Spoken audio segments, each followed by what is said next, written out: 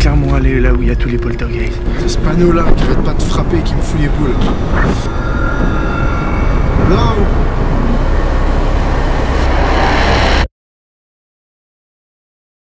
Bonjour et bienvenue dans ce nouvel épisode de Fantasma. Je suis hyper content parce qu'aujourd'hui, on va tourner un nouvel épisode dans le cimetière de Greyfriars. Ça fait déjà des années que j'avais entendu parler de ce cimetière. Il est considéré comme l'un des plus hantés du monde. J'ai l'habitude d'aller dans des lieux hantés ou chargés d'histoire, mais cette fois-ci, c'est totalement différent, étant donné que le cimetière n'est pas simplement basé sur des histoires d'il y a 50 ou 100 ans. Il y a des faits ultra récemment qui se sont produits dans le cimetière. Il y a quelqu'un qui s'est fait attaquer par un fantôme. Et le mieux, c'est qu'il y a des témoins, il y a des preuves et il y a même des photos. Même la presse en a parlé. Alors ce que je vous propose dans ce nouvel épisode, c'est qu'on rentre un petit peu dans l'histoire du cimetière et surtout qu'on aille voir ce qui se passe. C'est parti!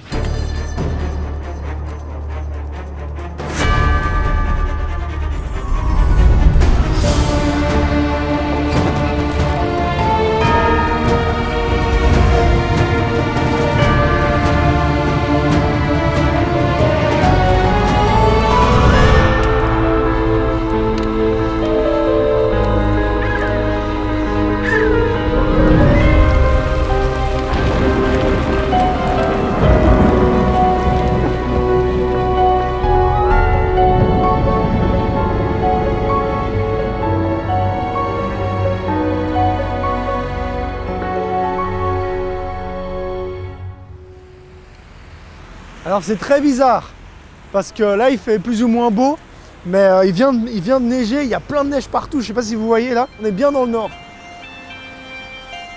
Regardez comme c'est hyper beau.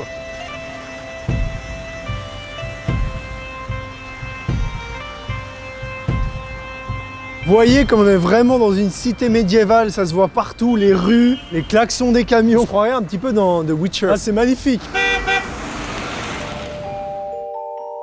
Le cimetière de Greyfriars se trouve en plein centre de la capitale de l'Écosse, Édimbourg.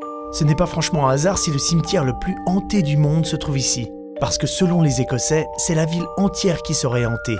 Ils disent qu'on trouve même plus de fantômes à Édimbourg que d'habitants. Il y aurait des esprits partout, dans chaque maison, dans chaque appartement. Les Écossais aiment beaucoup le folklore et ce qui se rapporte aux fantômes. On peut d'ailleurs visiter la ville via des ghost tours, des tours spécialement dédiés à toutes les histoires de fantômes à Édimbourg. Il y a énormément d'histoires et de légendes dans cette ville que je pourrais tourner une saison entière de Fantasma ici. Il y a aussi ces ruelles sombres, ces tavernes et les souterrains très nombreux sous la ville utilisés autrefois par les bandits. Bref, il y a une atmosphère particulière ici. Ça a d'ailleurs inspiré de nombreux écrivains. Dr. Jekyll et Mr. Hyde ont été écrits ici, ou encore la saga d'Harry Potter que J.K. Rowling a écrit dans ce café, l'éléphant, à 2 pas du cimetière de Greyfriars. Avant de rentrer dans le cimetière, je vais vous montrer quelque chose de très connu ici, qui est en rapport avec le cimetière évidemment. Je vous présente Bobby, c'est un petit chien très célèbre. Pendant 14 ans, il est revenu sur la tombe de son maître, en fait dans le cimetière. Du coup, ce chien incarne la fidélité chez les Écossais. Si on lui frotte le bout du nez, ça porte chance. Donc on va le faire, peut-être que ça portera chance cette nuit au cimetière. Et quand je la voyais sur internet, je l'imaginais un peu plus grande. Hein. Là, elle est toute petite en fait. Ouais, pas grave, hein, c'est pas grave, ils étaient ok. Ils sont tellement gentils, ils sont tellement gentils. Ça, c'est l'entrée du cimetière, le fameux cimetière. Alors, ce qui est très spécial déjà quand on rentre là, la première impression que j'ai, c'est qu'en fait, le cimetière est en plein milieu de la ville, comme on le dit depuis le début. Là, si vous regardez, il y a des habitations en fait qui l'entourent. C'est pas du tout ce que j'imaginais. C'est assez spécial.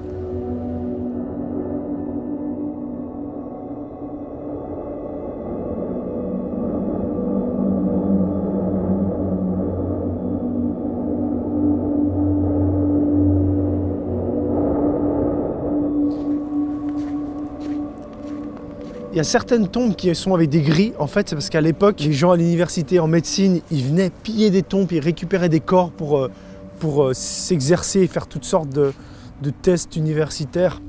Il y en a encore une autre là, il y en a 2, 3.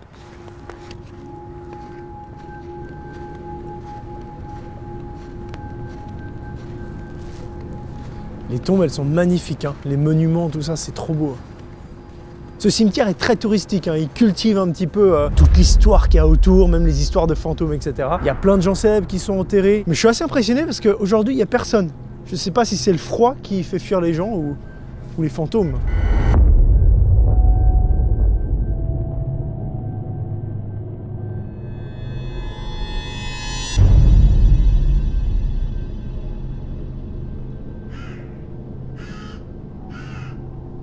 Attendez, je viens de voir un truc de ouf là, c'est que normalement la prison, elle est fermée et là le portail est ouvert. On va juste aller voir. Je suis pas sûr que j'ai le droit d'y aller, hein, mais... Ouais, ça c'est la prison. Oh, mais pourquoi c'est ouvert? Bon, c'est pas grave, venez, on y va, on y va.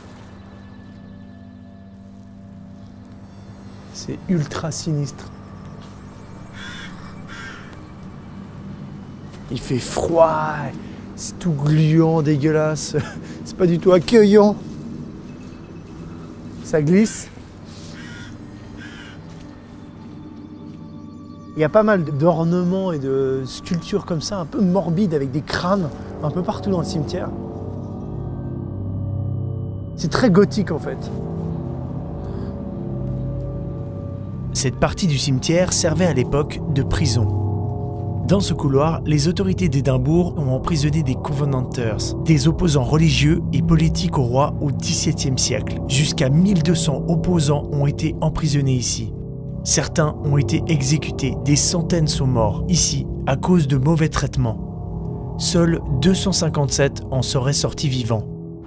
I can stay here. I can stay.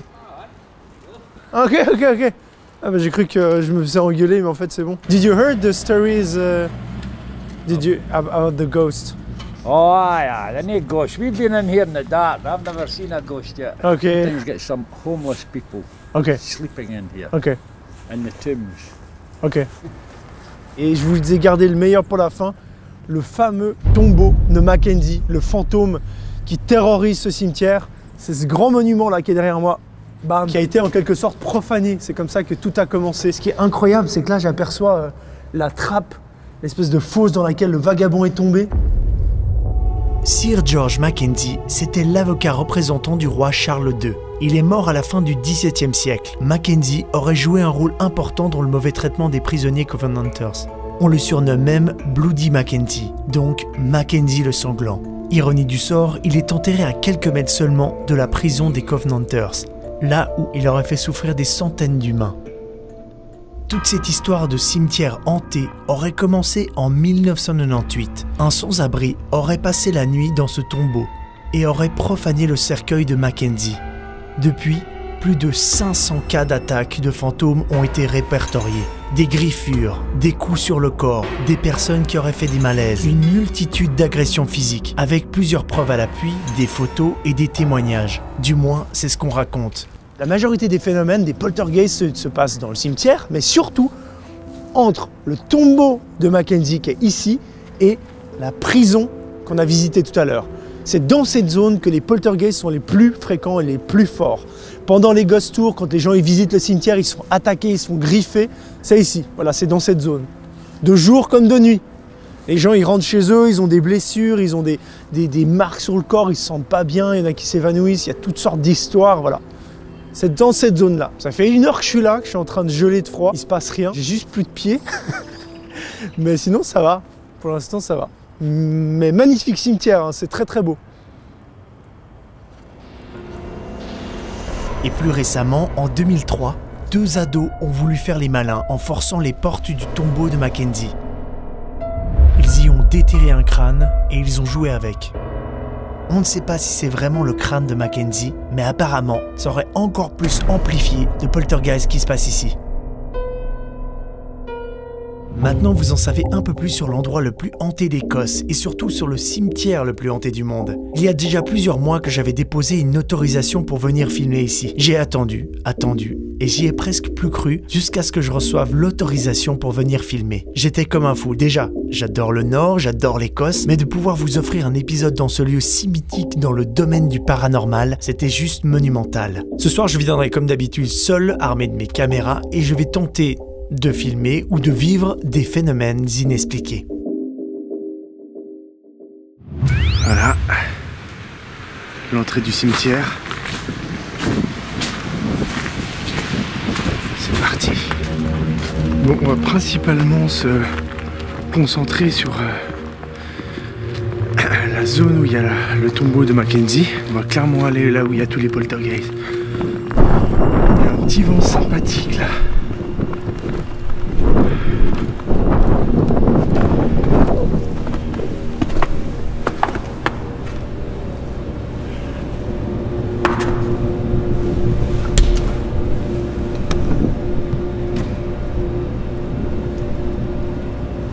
clairement rester dans la zone, dans cette zone-là, celle de la prison et du tombeau de Mackenzie, parce que c'est là que tous les phénomènes, les poltergeists sont le plus présents, surtout de nuit. Donc voilà, vous entendez ce vent.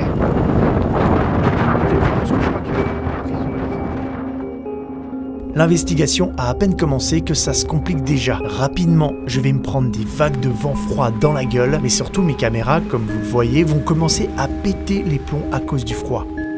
Mais je vais continuer, évidemment, car je viens à peine d'arriver. Et puis, on est quand même dans un des lieux les plus hantés de l'Écosse. C'est bien trop beau.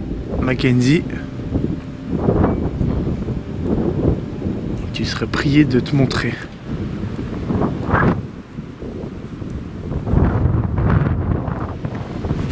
C'est ce panneau-là qui arrête pas de frapper, qui me fout les boules.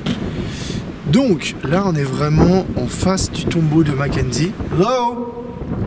Mackenzie? Hello?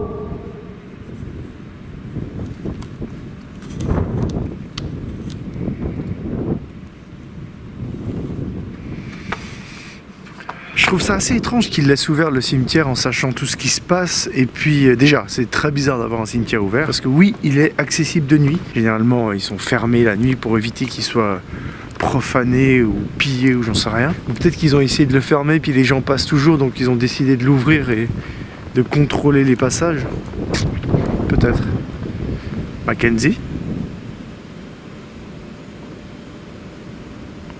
Oh! J'ai envie de rester que à côté de ce monument. Mais je crois que il faut que je me prenne un petit peu quand même dans le cimetière.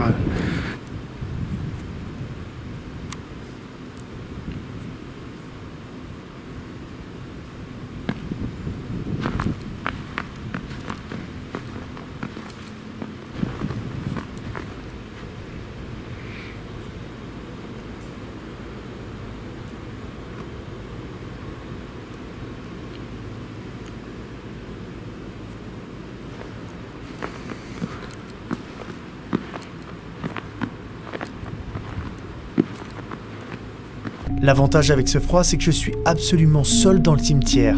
Je vais continuer à me déplacer dans le cimetière pendant un certain temps. Je ne croise personne, je ne vois rien, je ne subis aucune attaque.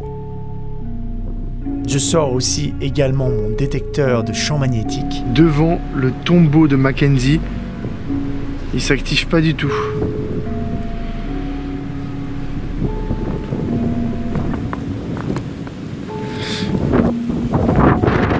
Mais je vais filmer un phénomène marrant. Là encore, ce sont des particules de neige qui sont soufflées là, vous voyez, qui sont soufflées par le vent et qui arrivent dans mon faisceau lumineux. Je vais aussi vivre d'autres trucs pas très rassurants quand on se retrouve seul dans le cimetière le plus hanté du monde. Comme ici par exemple, j'entends des bruits de pas sur la neige, comme si quelqu'un marchait derrière moi.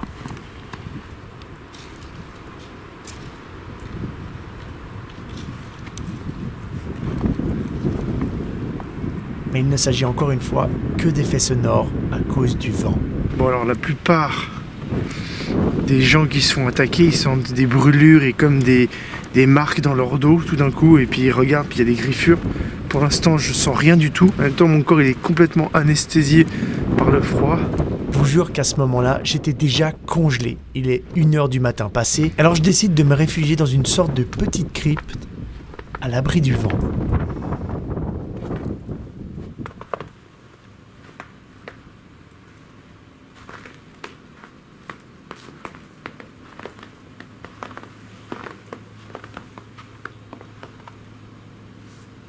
Toujours pas de contact visuel, pas de contact physique, et quasi impossible de capter des sonores. Alors je passe au plan B.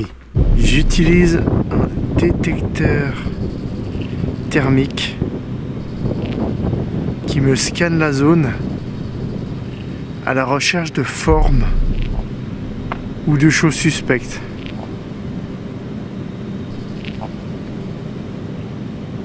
Vous voyez là il scanne un peu les tombes et le cimetière, je scanne.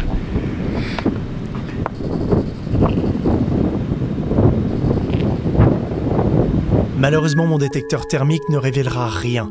Pas de forme bizarre au loin, ou de fumée ou quelque chose d'étrange. Pour info, si quelque chose vivant ou de physique devait se manifester devant le capteur, ça aurait cette gueule-là. Là, c'est juste moi qui fais mumus devant la caméra thermique.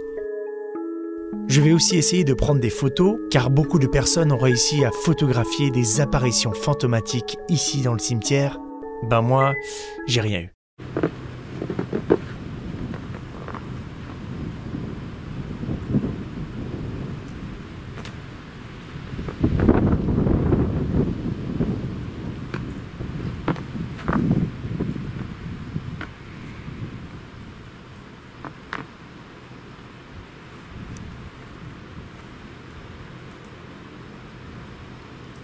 L'enquête touche à sa fin sur le terrain. En tout, j'aurais passé presque 3 heures dans le cimetière, seul, dans la nuit et surtout dans le froid. Je vous épargne des minutes d'images, mais de toute façon, j'ai ce qu'il me faut pour la conclusion de tout ça.